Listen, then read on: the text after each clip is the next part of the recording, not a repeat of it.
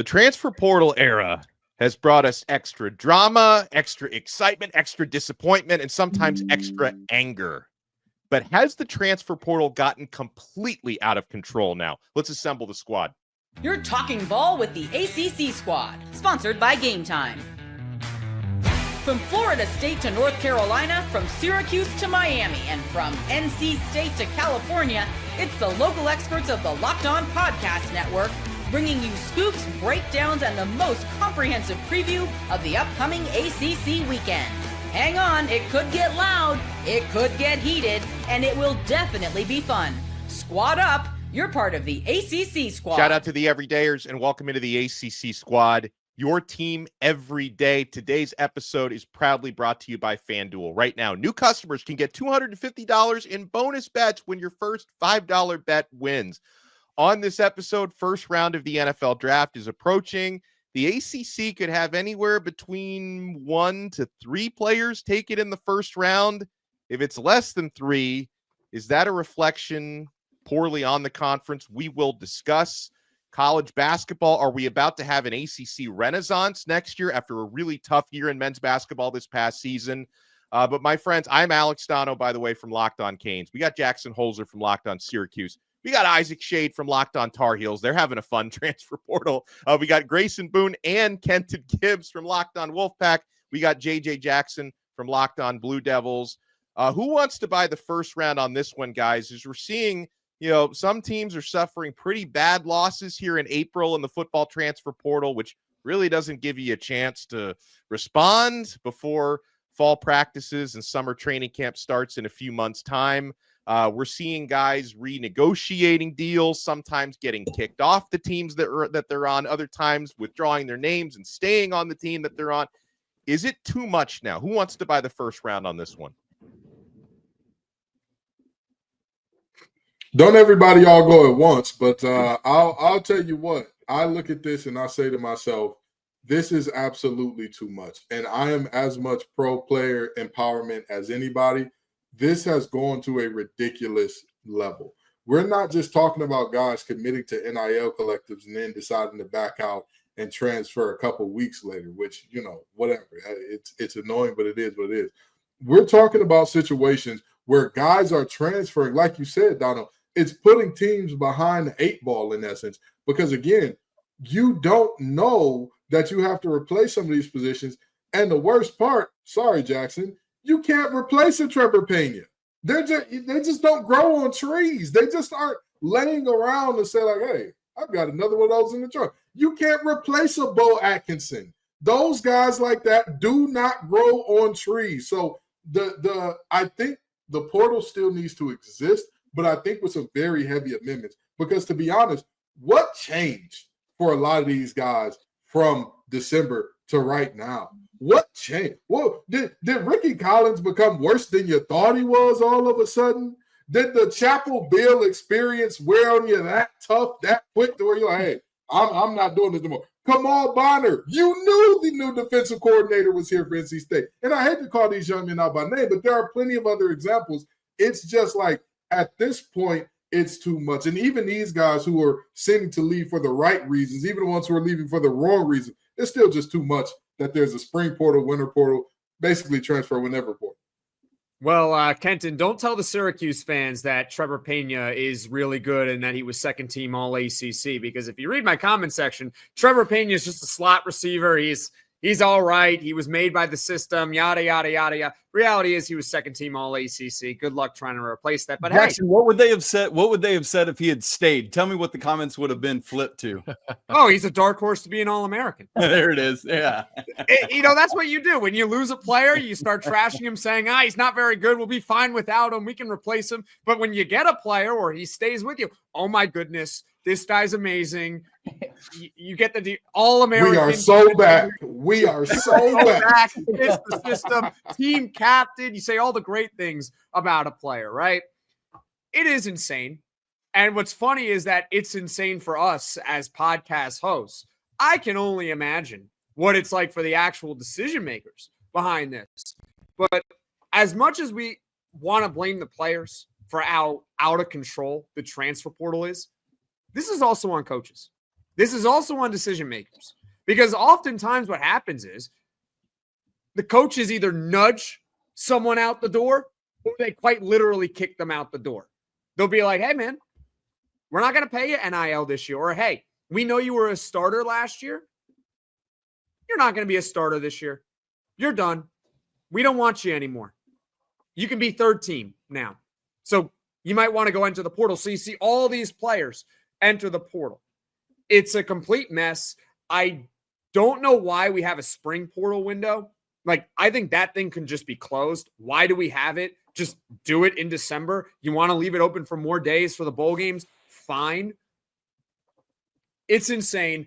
The only way to correct it is what we talked about last week. There has to be some sort of collective bargaining agreement. Otherwise, I don't see how any of this changes. It's only going to get worse. You got players now entering the portal with phantom eligibility. That's what's going on here right now.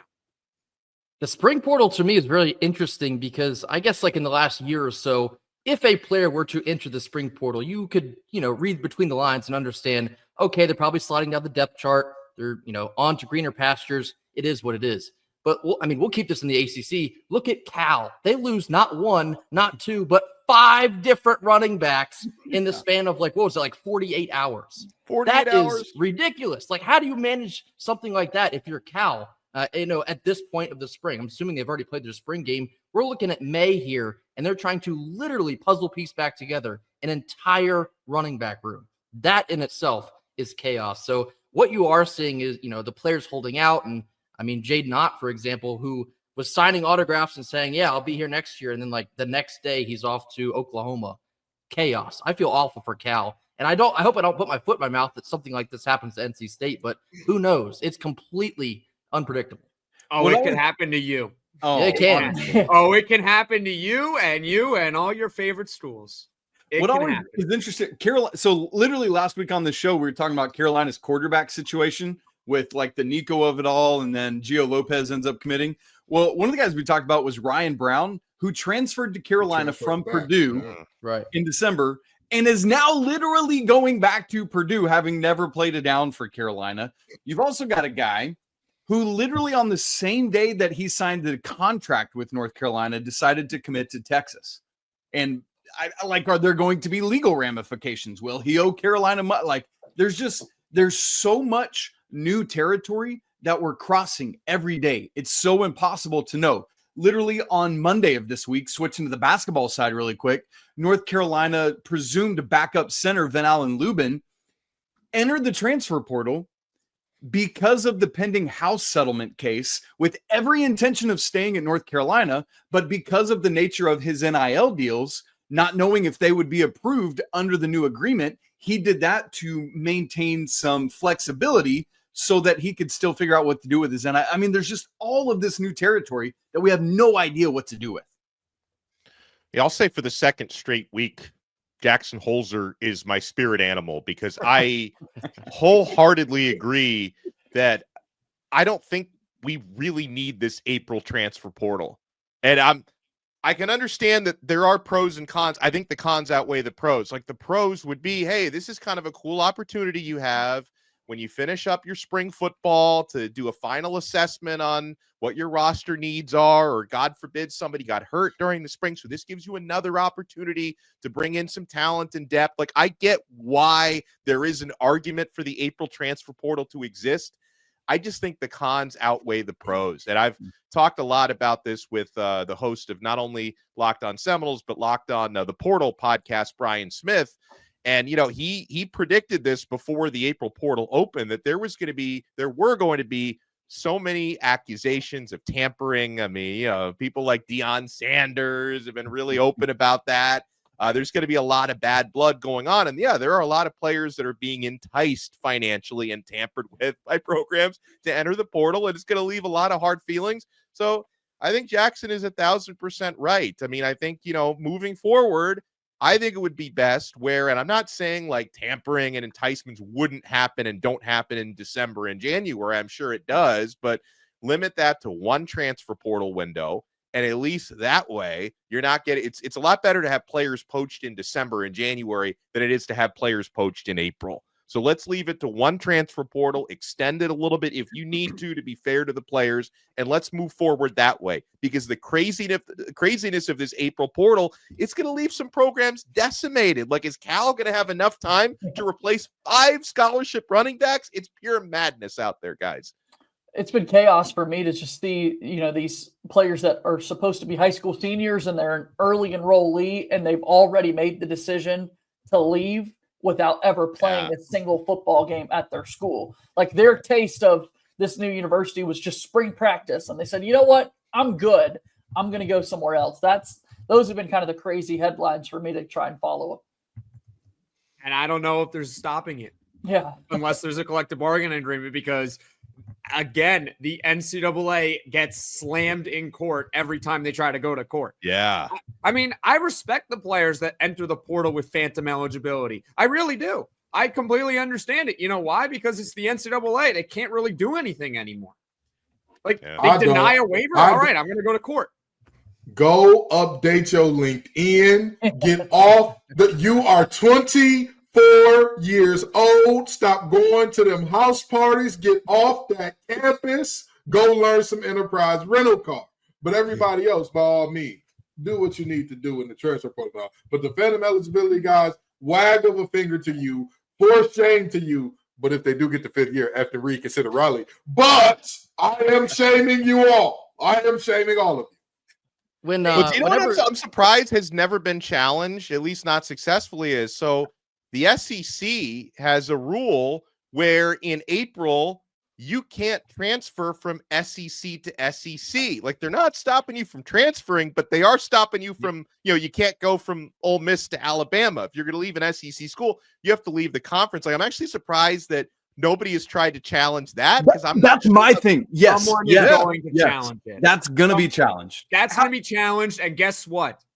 It ain't going to hold up. SEC and the NCAA is going to lose that challenge. Yes. Because you know what you're doing? You are restricting someone's ability to profit off their name, image, and likeness if you will not let them transfer to any school in the country. Yeah. Do people understand that? Like, if someone is willing to pay me a certain amount of money to be on the cover of a cereal box, there is nothing that you can do to stop it. Like, period. You can't do it. So someone eventually will probably challenge it, and they will probably win, because you cannot restrict someone's ability to profit off their name, image, and likeness. And then do we just start laughing at the SEC like we do the NCAA all the time? Is that how this works? No, I mean, the SEC gets a free pass. There's a concept in Raleigh that whenever Dave Dorn feels wronged or he feels spited by something, he has an alter ego called Salty Dave. One of his best quotes he's ever given, he said the NCAA stands for no clue at all. That's exactly, he hit the nail on the head there. I like that. Well, listen, I hope people stop dogging the ACC next year in football and basketball. And I'm wondering if we're in store for a bounce back year in hoops, right? Only 4 teams made the NCAA tournament this year. Only one of them had success, and they let us down in the Final Four. I'm looking at you, JJ. Are we going to have a bounce back year coming up? The Athletic and the New York Times seem to think so. You guys want to keep it locked right here. We're only getting started on the squad. Guys, this is the time to get in on all of the action at FanDuel. The NBA playoffs are here, and FanDuel is giving new customers an incredible way to get in on the action. Right now, when you join FanDuel and place your first $5 bet, you'll get $250 in bonus bets if your first bet wins. All right, you want to take a big money line winner for your first bet, $5 and get $250. Guys, you're going to feel so great when you see that $250 in bonus bets hit your account. Trust me. And I love how FanDuel makes betting so easy. Whether it's picking my favorite team or diving into player props, from 3-pointers to steals to assists, FanDuel has so many ways to bet your favorite player props. Plus, after the game tips off, you can even combine live prop bets into a same-game parlay for a chance to win big. Do not miss out. Head to FanDuel.com and claim your $250 in bonus bets today.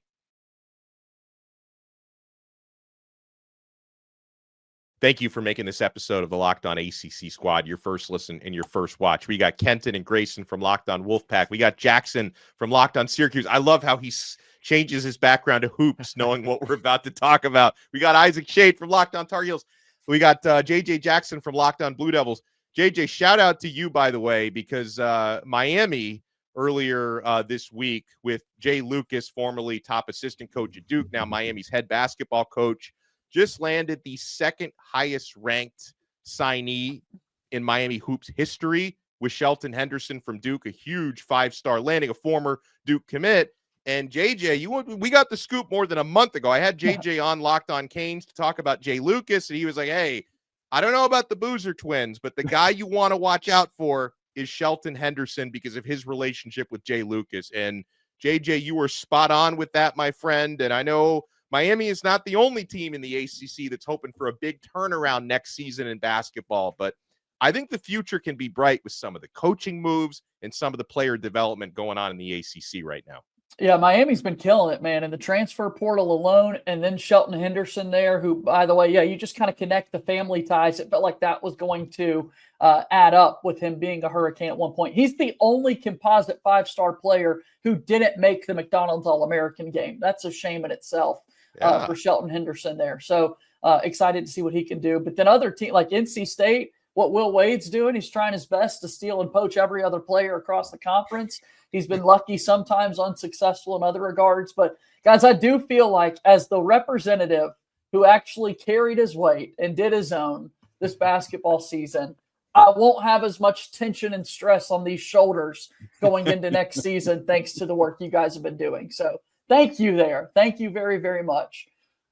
You know, of all the teams that people are need to be talking about more going into next season, Jackson Holzer's boys up there. You want to talk about family ties. Who's this Anthony kid that got coming?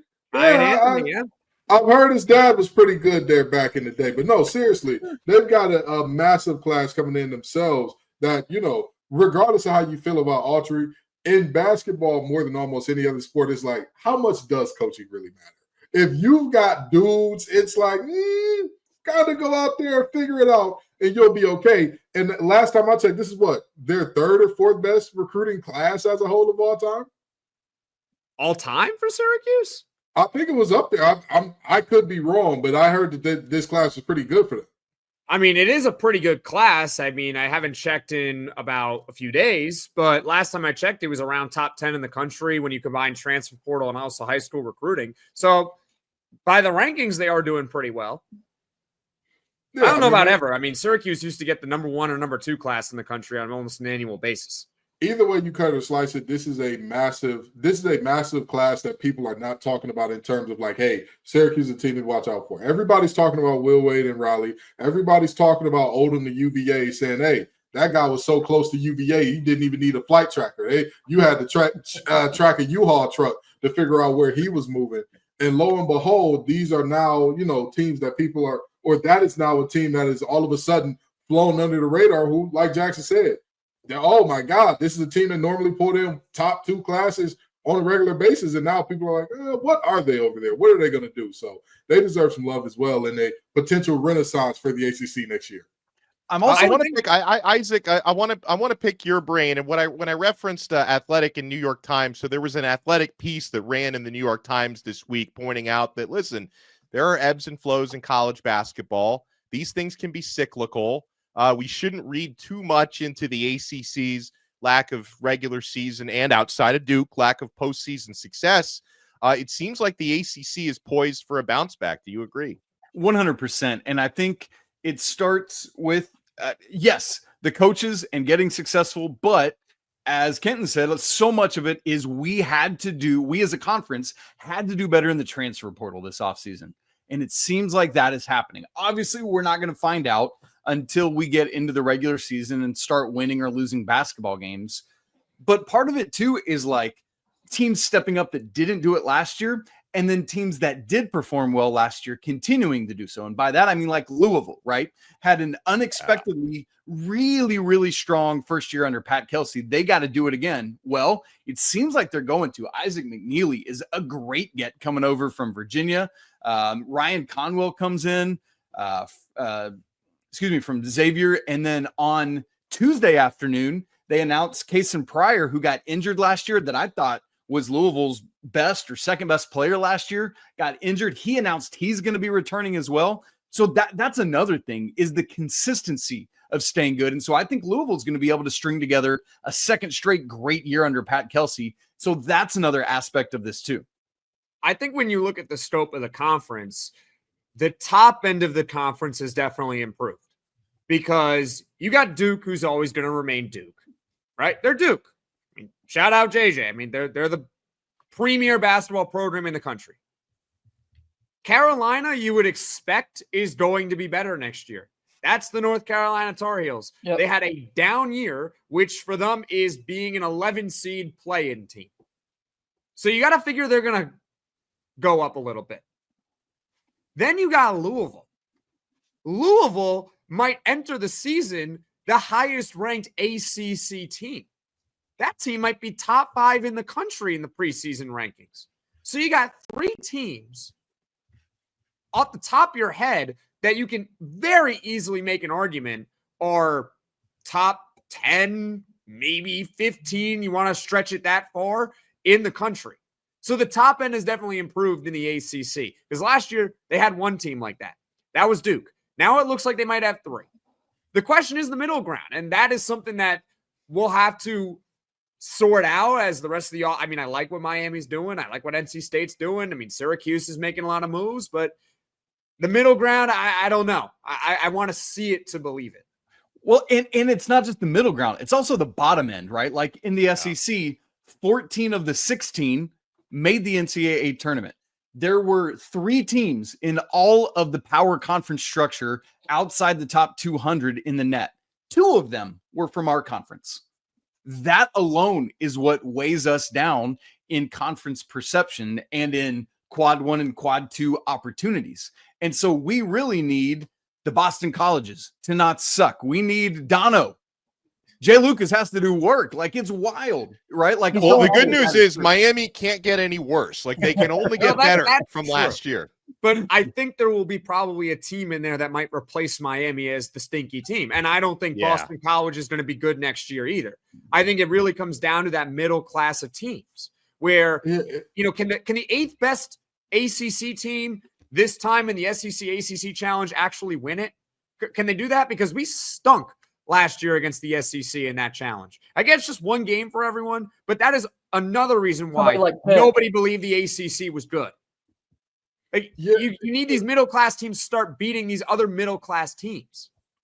And you can't have a conversation about the bottom. Every conference is going to have a bottom that's terrible. They're going to have, like, you know, 3 to 4 teams that are just like, ew, PU, what's happening there? What the SEC did last year was an exception, not the rule. Even some of the strongest conferences that we've ever seen, it's like, wow, 6 teams made the tournament. Those bottom 3 were not close. That is what happened. It's not, you know, how it's going to work out.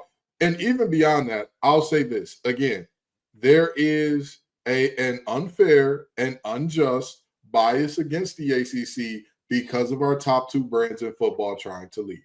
Again, it is one of the most general ways that you can determine privilege in life is the privilege of individuality versus everybody being collective. But hold on. Bias against ACC basketball? What?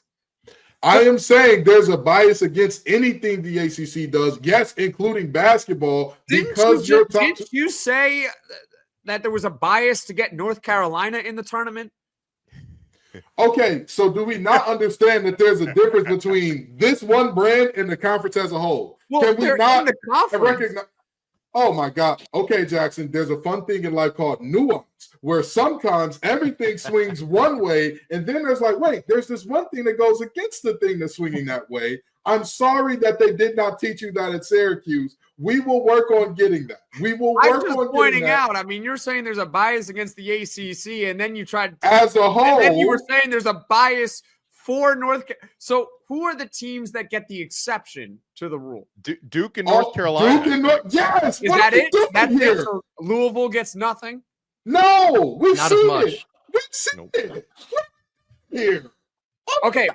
2021 was the last time Syracuse made the tournament. You don't think there was ACC bias towards getting them that 11 seed? This feels like trying to explain object permanence to a child after playing peekaboo with I'm them just for trying to years. point out how there's bias. Okay, yes, the bias exists, and it existed for UNC in that case. But as a whole, the national perception, everything we do is wrong. Look at the way people talk about Jim Phillips when he tries to do something radical and says, you know what, we may have a tournament instead of just a conference championship. People said it was stupid and dumb. Whenever Jim Phillips is quiet about it, Kind of was dumb. whenever Jim Phillips, and I agree. Hey, listen, I agree. Whenever Jim Phillips stays quiet about things that are happening around the conference, people say he's stupid and dumb. Either way it goes, if you cannot win, or if you are judged by your worst, y'all are a collective, as opposed to other conferences where it's like, oh, our worst don't count. Oh, that just is not part of this. It's a bias against that group. Fair. Let me say this though about our stinky bottom against everybody else's stinky bottom, which is hilarious because I'm probably going to go need to wipe my daughter's stinky bottom in a minute. The ACC, 9 of our 18 teams finished outside the top 100 in the net last year. Big 12, their worst team in the net was 96th. Big East had 3 teams outside the top 100. Big 10 had 1 team outside the top 100. And SEC's worst team in the net was, standby, 89. So our stinky bottom is wildly worse than everyone else's stinky bottom. Everyone has to contribute. Yeah, our middle class is stinky bottom. What is the I'm trying it was that last the team year. Stunk last year. The whole conference was bad aside from like 3 teams. Well, when we come back, we'll move on from stinky bottoms. I know Isaac's going to have a diaper to change pretty soon. First round of the NFL draft is coming up. Who's going to be selected out of the ACC? I can only say one for sure on night 1. Who else is going to join Cam Ward? You want to keep it locked right here, my friends. We're not done yet on the ACC squad. I love that Amazon Fire Stick is a member of the Locked On family. Did you know your Fire TV is also an Xbox? I learned that recently, and I can't stop playing. Turn any TV into your gaming and entertainment hub with a Fire TV Stick 4K device. No console required. Just grab your paired controller, subscribe, or sign in to Xbox Game Pass Ultimate with EA Play included, and you're ready to play. Dive into hundreds of premium titles from EA Sports College Football 25, a personal favorite of ours, to Call of Duty Black Ops 6, and Avowed as easily as you stream your favorite shows. It's gaming made simple, and it's all on your Fire TV. Guys, there's also endless entertainment on Fire TV. 4K streaming. You can watch more than 1.5 million movies and TV episodes from your favorite subscribed services like Netflix, Prime Video, Disney Plus, Max, and so much more. Guys, I love how I'm expanding my gaming horizons as well. I'm not a hardcore gamer, but I'm into college football 25. I'm a big fan of EA FC. I'm a big soccer guy, and I'm having a blast. Head to Amazon.com/Fire TV Locked On to get started. Xbox Game Pass Ultimate subscription and compatible controller are required. Available on select devices, including Fire TV Stick 4K, Fire TV Stick 4K Max, and Fire TV Cube. Thank you for making the ACC squad your first listen. For your next listen, check out Locked On NFL Draft. Cram, get your mock drafts ready. Get ready for the NFL draft in the first round. So, guys, the first round coming up. Obviously, Cam Ward, widely expected to go number 1 to the Tennessee Titans. It's like the worst kept secret at this point. Cam Ward, quarterback out of Miami. Now, outside of that, there are some uncertainties heading into this first round. You see Donovan Ezraku, stud edge rusher out of Boston College, widely projected to be a first-round pick. I feel like Amari and Hampton should be a first-round pick. I don't see him come up in as many first-round mocks. But, I mean, really? Who do you guys – yeah. I mean, are there any – I mean, well, you can wax poetic on that, Isaac, if you want to. But I think we're looking at probably up to 3 taken in the first round. Should there be more? I was just going to say, I can't think of any mocks where I haven't seen him in the first round. Maybe one. Maybe I'm looking at bad mocks. I've been looking CBS, NFL.com. I got to check out the Tar Heels wire mocks, I guess. That's probably what you're not looking at. Amari and he's going first overall. I'm gonna tell you this, and I mean this very genuinely. These mock drafts are always incredibly wrong, but even still, some of these predictions and some of the way that we talk about some of these players, it's absolutely terrible cases of people overthinking it. It's absolutely terrible cases. The fact that people are like, is Donovan Ezraku really a first rounder? Baby, you have not watched his film if you're asking that question. He has the most developed pass rush plan I have literally ever seen on a guy coming out, period. I've never seen it. And granted, I've only been watching all 22 for like 5 or 6 years now. I've never seen anything close to what he can do. And then you think, oh, a guy like that, he must be terrible against the run. No, he may be undersized or whatever the case may be, but he can get under a tackle's chin and say, hey, I'm a bench press you, buddy. I think that we're good on this outside contain here. So that the idea that we're even debating some of these guys, and of course, Omarion Hampton, I mean, come on now. A 3-down back, a big guy with long speed like him. Brother, we are watching if Earl Campbell played in today's game and had a little bit more wiggle to him. By the way, shout out to Isaac, because I just pulled up a Yahoo mock, and they've got Hampton going 20th to Denver. So I found another one. The guy's a freak of nature, and again, who has some soft hands on him too. I don't understand why these three are not for sure locks. Now, anybody else, hey, it's a little bit of scary hours. You know, there are a few guys that are fringe, and you could make an argument for them, but I think all three of our guys that we know should be for sure first round. I just did some research and trying to look at this number one pick. I want to talk about Cam Ward for just a second. How many number one picks from the ACC have there been since 2000? Anybody know off the top of their head? Ooh. State's got one. Overall pick. Mario Williams, Jameis Winston. Yep. Who else we got? Michael Vick, yes. They were in the Big East at the time, but I'll take it. I'll count them. I mean, that counts. Oh, that's true. That's what I was wondering. No, He's grandfathered in, though. We'll count it. We'll count it. No, Okay. Come on. That's Did not the SEC count it, or would they not count it? It would be 3. Yeah, if it was, I don't if you're care talking like who- an Oklahoma or a Longhorn, they would count it. They would count it. They would this count was it. a If they're half- going to count it, then we're going to count it too. Yeah, That's fair. Yep. 2001 That's Michael Vick, 06 Mario Williams at NC State. Then you had Jameis Winston in 2015, and most recently Trevor Lawrence in 2021. Oh, so it was I mean, 4. Okay. we just We forgot Trevor Lawrence. haven't Yeah. had much success with the number one overall pick. So go ACC. Well, and the What other we're thing, gonna and do. I know this isn't an ACC tie-in, but I'm going to be extra happy for Cam Ward because he is about to become the first ever, at least since 2000, the first ever 0-star recruit to become a number one overall pick. It just, Wow. And before 2000, the recruiting services, there weren't as many of them as there are now and stuff. But for at least the past 25 years, he would become the first 0-star who was running a wing T offense at Columbia High School in Columbia, Texas, and just the only team that really gave him an offer was Incarnate Word in the FCS, and he was able to prove himself as a passer from that point on. I mean, listen, Cam Ward is the system. He is the offense. Like when you look at him, you didn't ask, what does Miami run? They got that guy back there. They got somebody out wide. They'll figure out the rest. I mean, he's an absolutely fantastic quarterback. Rocket arm. Of course, he can do it on the ground as well, but he knows when to pick his spots and do it on the ground as opposed to when to let that thing fly. So, I mean, again, no surprise here. And what I think is rare here? I don't think that we've had any debate about who should be the number one pick. When's the last time we saw this where it was like, hey, he's just the guy, and like anybody else, it's not even particularly close. You mean like the last time here, or like last time in years? No. I mean last time. Well, that's what I was saying. Last time the ACC consensus had a guy like that. Yeah. And it was Trevor Lawrence. Trevor He Lawrence. was consensus one. Yeah, that's right. Well, how about we grandfather in Andrew Luck? I mean, he's ACC. That's a great point. That's a great point. Hey, we got 5. We can't forget Stanford. Yeah. I got another one for you. Jared Goff. Oh, guys, We're Bring that number up. Guys, name You know it what? dudes If for. the This is SEC is great. going to count it, we're going to count it too. I wanted to talk a little bit about Hampton. The guy's going round 1.